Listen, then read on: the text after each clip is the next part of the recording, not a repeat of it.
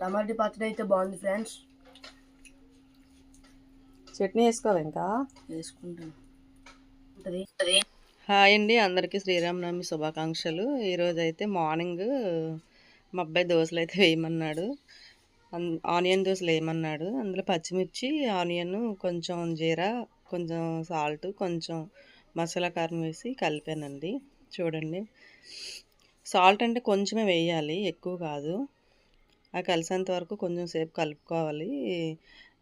మినపపిండిలో అయితే మాత్రం సాల్ట్ అయితే వేసేసుకున్నాను, కలిపేసుకొని పాన్ అయితే స్టవ్ మీద పెట్టుకొని కొంచెం 1 డ్రాపు ఆయిల్ వేసుకొని ఆనియన్తో స్ప్రెడ్ చేసుకున్నాక దోశ అయితే వేసుకున్నాము. అలా వేసుకుంటే దోశ అయితే చాలా నీట్గా వస్తుందండి.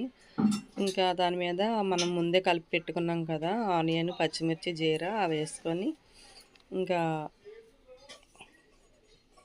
అవి వేసేసుకున్నాను. వేసుకున్నాక కొంచెం ఆయిల్ అయితే వేసుకోవాలి.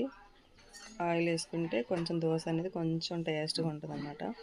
అప్పుడు ఇలా మడత పెట్టుకొని దోశని ఒక 2 మినిట్స్ అలా ఉంచుకుంటే లోపల ఆనియన్స్ అయితే ఉడుకుతాయండి.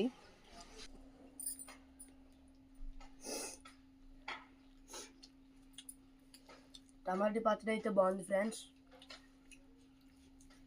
చట్నీ వేసుకోవా ఇంకా వేసుకుంటాను. ఆనియన్ దోశ బాగుందా? బాగుంది మమ్మీ.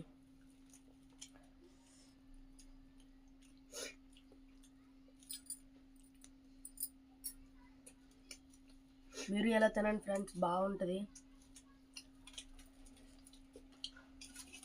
అంటే వాళ్ళు తినట్లేదు ఏంటి? వాళ్ళ మమ్మీ వాళ్ళు కూడా చేసి పెడతారు. అందరూ మీ ఫ్రెండ్స్ అందరికి చెప్తున్నావా? అందరూ చేసుకొని తింటారు హర్ష, అందరికీ వస్తుంది.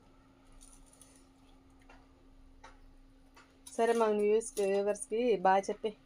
Bye friends.